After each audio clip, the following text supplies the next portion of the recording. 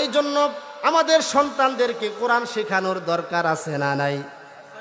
এখন আপনারা বলবেন, হুজুর আমরা তো আমাদের সন্তানদেরকে ডাক্তার বানাবো, ইঞ্জিনিয়ার বানাবো, আমরা সবাই তো আমাদের সন্তানদেরকে মাদ্রাসায় পড়াবো না। আমরাও জানি সবাই সবার সন্তানকে মাদ্রাসায় পড়ায়া মাওলানা উমর ফারুক সাহেবের মতো বড় আলেম বানাবেন না, এটা আমরা জানি। এই জন্য সবার সন্তানকে যেহেতু মাদ্রাসায় পড়ায়া হাফেজ বানাবেন না, আলেম বানাবেন না, এই জন্য আমি আপনাদের জন্য একটা পরামর্শ নিয়ে আসছি। এই পরামর্শটা হলো, আপনার সন্তানকে বড় আলেম বানানোর দরকার নাই, আপনার সন্তানকে মুফতি মুহাদ্দিস বানানোর দরকার নাই। শুধু আপনার পায়ে হাত দিয়া বলি, আপনার সন্তানের শিক্ষা জীবন থেকে প্রাথমিক পর্যায়ে 2টা বছর রিয়াজুল কোরআন মাদ্রাসায় ভর্তি করে দিবেন। 2 বছরে আপনার সন্তান কায়দা শিখবে, আমপারা শিখবে, কোরআনুল কারীম দেখে দেখে সহিভাবে তেলাওয়াত করতে পারবে। 2 বছর পরে আপনার সন্তানকে মাদ্রাসায় থেকে নিয়ে নেন, স্কুলে ভর্তি করায়া দেন, কলেজ ভার্সিটি পড়ায়া ডাক্তার বানান, ইঞ্জিনিয়ার বানান, আমাদের কোনো আপত্তি নাই, ঠিক কিনা? যদি এটা করেন লাভ কি হবে? আপনার সন্তানের ভিতরে কোরআনের এলেম ঢুকে গেছে। এই সন্তান জীবনে ডাক্তার হইয়া, ইঞ্জিনিয়ার হইয়া, ব্যারিস্টার হইয়া, সরকারের উচ্চ কর্মকর্তা হইয়া এই সন্তান কখনো দুর্নীতির সাথে জড়িত হবে না, ঠিক কিনা বলেন? মুসলমান, আমাদের দেশে যারাই দুর্নীতি করে দেশের টাকা বিদেশে নিছে, একটার ভিতরেও কোরআন নাই, ঠিক কিনা বলেন?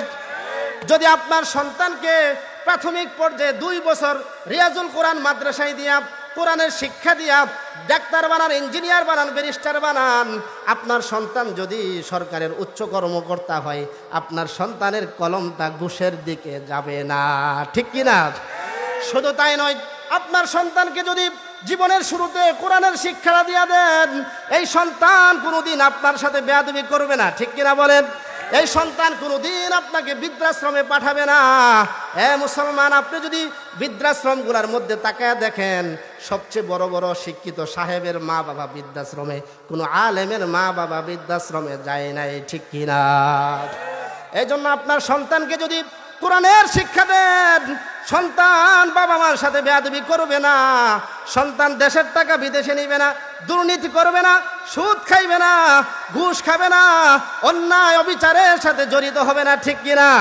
এই জন্য আপনাদের কাছে আমার অনুরোধ, আপনার সন্তানকে 2 বছরের জন্য মাদ্রাসায় দিতে রাজি আছেননি? কি বলেন, রাজি আছেন? 2 বছর দেওয়ার পরে আপনি নিয়ে যাবেন, স্কুল কলেজ ভার্সিটি পড়াবেন, কোনো অসুবিধা নাই। এই জন্য 2 বছর যদি দেন, আপনার সন্তান সহি কোরআন তেলাওয়াতকারী হবে, আপনার সন্তান জানাজার নামাজের নিয়মটা শিখবে, আপনি মারা গেলে আপনার জানাজাটা আপনার সন্তান পড়াবে, ঠিক কিনা?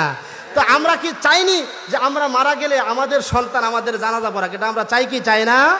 যদি চাই তাহলে 2 বছর তার শিক্ষা জীবন থেকে মাদ্রাসায় দিতেই হবে, এটা ফরজ। এটা কি বলেন? তালাবুল ইলমি ফারিদাতুন আলা কুল্লি মুসলিম ও মুসলিমা। আমি সর্বনিম্ন সময়, যেহেতু আপনার সন্তানকে আপনি ডাক্তার ইঞ্জিনিয়ার বানাবেন, এজন্য আপনার কাছ থেকে 2 বছর চেয়ে নিলাম। 2 বছর রিয়াজুল কোরআন মাদ্রাসায় ভর্তি করে দিবেন। আপনার সন্তানের জীবন থেকে 2টা বছর আপনি কি দিতে পারবেন? কি কারা কারা পারবেন হাত তোলেন। এই হলো 1 নাম্বার কথা নামান।